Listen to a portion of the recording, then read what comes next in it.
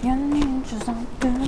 I'm one of those credit card rewards collector people. I have way too many credit cards. And I'm going to show you how I manage my cards, my money, all that jazz without going crazy. Hi, I'm Haley Renee. Welcome to my channel. On this channel, I help people automate their life, and I help make their work and their studying a whole lot less stressful through automation. This is part 3 of the Get to Know You series. So this video is all about money and money management and how I do that, because I've been credit card swapping, hacking, whatever you want to call it, for a really long time. Now, I don't go super crazy. Like, there's some people that will apply for a new credit card like every month and every couple months just to get rewards, bonus points. I don't really go that far into it. I'm the girl with like 14, 15 credit cards. Now, granted, there's only a couple I use at any given time, but I'll get into that. So my number one rule of life is automate anything that you can automate. If you can automate it, automate it. And money is a really good example of how I actually do this in my life. So first off, auto pay is essential. Every time I get a new credit card or a new bill, the first thing I do is set up auto pay. This means that I never have to pay bills. I never am late on a bill. I'm never getting charged a missed payment fee or any such thing. In fact, it means that I never get charged interest, because I always pay my credit cards off in full unless they're a 0% card, which I'll get to that in a second. But auto pay is essential. If you take nothing away from this video, go set up auto pay. The other essential automation bit about my finances is I use Personal Capital, which takes all of my various accounts and puts it all on one page. So it like automatically tells me how much money I have across all of my accounts with one simple glance. It takes a little bit of time to set up, but I highly recommend using it if you are at all going to do any sort of finance automation. So now, credit cards. I always have one main credit card that has 0% interest for a given period of time. It's usually somewhere between 12 months and 20 months, 21 months, something like that. Depends on the card. 12, 15 are very common time periods. But this 0% card means that I just have to pay the minimum balance for that duration. And then I do have to pay it off at the end before the interest is charged. That's the kicker with the 0% cards. If you don't pay them off, you get charged interest. But here's the trick. Because you don't have to pay the balance off at the end of the month, you can instead put that balance into savings and get extra interest on it.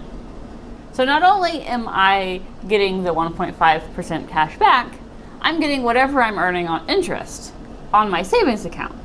And then when it's time for that credit card to be paid off, all I gotta do is transfer all the money out of my savings account and pay off the card.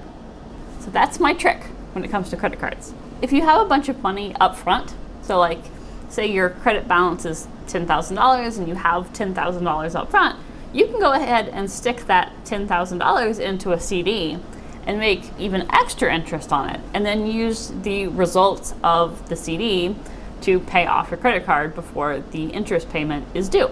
So there's a bunch of ways that you can do this. Just be sure that you don't just put stuff on the 0% card and not think about how you're going to pay it off. It's very important to have a plan for paying these things off. Otherwise, you're stuck with a $10,000 bill that you can't pay for, and then you're going to get charged interest on it. That's no fun. So yes, I said that all of my finances are automated, but I've actually added in one non-automated step recently into my finances. I've started using an app called You Need a Budget. The main reason I started doing this is because I left my job in January in order to start my own business, which means I don't have money coming in as much as I used to. I actually need to be more conscious of how much I spend. And a great way to do that is by making myself follow a budget in a way that is non-automated. So while majority of the time automation is essential, there are some things that are actually better done in a manual fashion. Otherwise, it does pull everything in and takes all your transactions and puts them into a really easy to edit list. So all I gotta do is open the app, tap through and set the category, and hit save. As far as budgets go, it takes up the minimal amount of time. I highly recommend using You Need a Budget if you need a budget. I'm really enjoying using that app, so there is a link below. So the one question that I get semi-regularly when I start talking about my credit cards and switching my credit cards out and doing all this weird stuff with my money is, how's your credit? My credit score is really good. And I keep a very close eye on my credit balance and stuff. I know what's going to happen to my credit at any given point. So when I have a large balance on a 0% card, even if I have that money in savings, it will slightly go down. But that's fine, because as soon as I pay it off, it's gonna go right back up again. In fact, it'll probably go up higher than it was originally.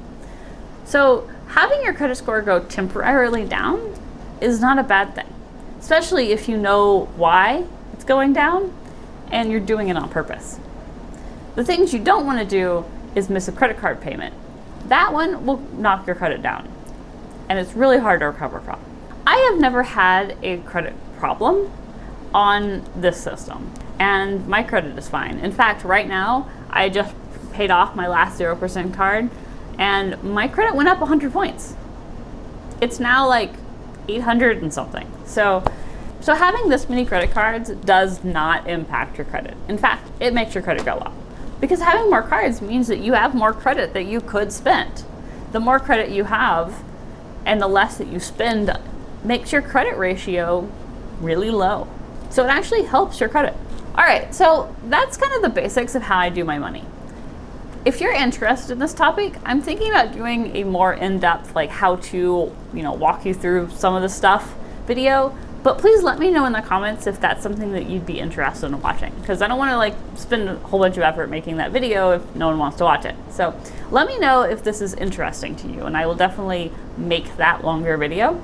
And also stay tuned for the next iteration of the Get to Know Me series.